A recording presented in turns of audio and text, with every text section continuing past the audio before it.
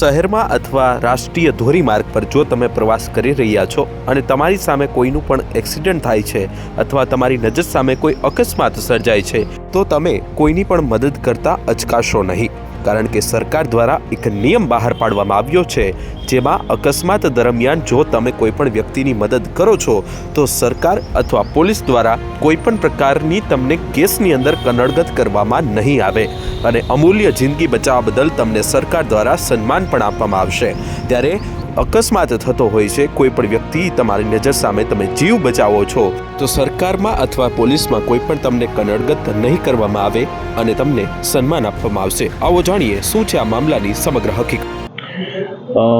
કેન્દ્ર સરકાર પણ સતત પ્રયત્નશીલ છે કે આ જે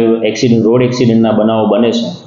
તો ministry of road transport and highways એમના દ્વારા 2020માં એક ગાઈડલાઈન બહાર પાડવામાં આવેલી છે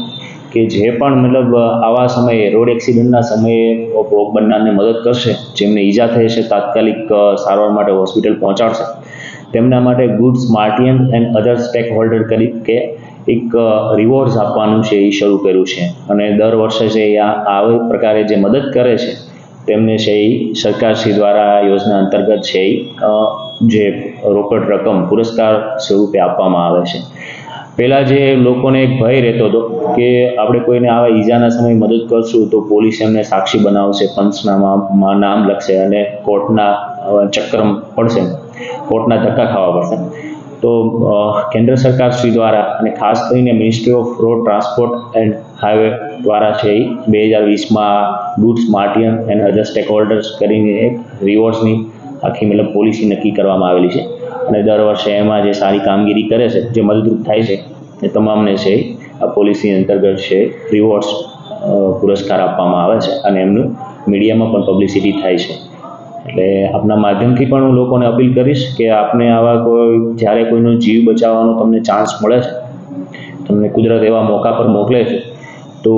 પોલીસ અથવા તો કોર્ટમાં ધક્કા ખાવા પડશે કે સાક્ષી તરીકે સહી કરવી પડશે એવું ના વિચારતા તમે કોઈને જીવન બચાવી રહ્યા છો, તમે કોઈનો પરિવારનો માળો જે વિખાવાનો છે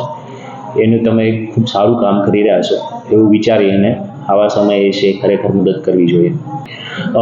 જૂનાગઢમાં છે ગયા વર્ષમાં 2022ના જે રોડ સેફ્ટીના જે ગુડ સ્માર્ટિયન અંતર્ગત અમારા જે ટ્રાફિકના જે પોલીસ છે વિક્રમભાઈ ચાવડા, બારડવા પોલીસ સ્ટેશન હોય, તેમના દ્વારા જે સારી કામગીરીને ધ્યાને રાખી અને ગયા વર્ષે છે માનનીય કલેક્ટર સાહેબ શ્રી દ્વારા સરકારશ્રીની જે યોજના છે તે અંતર્ગત તેમને છે રોકડ પુરસ્કાર એનાયત કરવામાં આવેલો અને તેમની તમામ મીડિયાના મિત્રોએ પણ નોંધ લીધેલી। આમ હવે અકસ્માતમાં કોઈ પણ વ્યક્તિનો જીવ બચાવવો તે ગુનો નથી અને પોલીસ તમને આ બાબતે ક્યારેય કનડગત કરી પણ ન શકે। ત્યારે હવે કોઈ પણ વ્યક્તિનો જો તમે જીવ બચાવો છો તો તમે સરકારની એક સારી યાદીમાં સમાવિષ્ટ થશો અને સરકાર પણ તમારું સન્માન કરશે। આ સાથે અકસ્માતમાં ઘવાયેલા કોઈ વ્યક્તિને સુરક્ષિત સારવાર મળવાથી કોઈ પણ પરિવારનો એક માળો વિખાતા પણ બચી જશે। આશિષ પરમાર, ન્યૂઝ 18, જૂનાગઢ।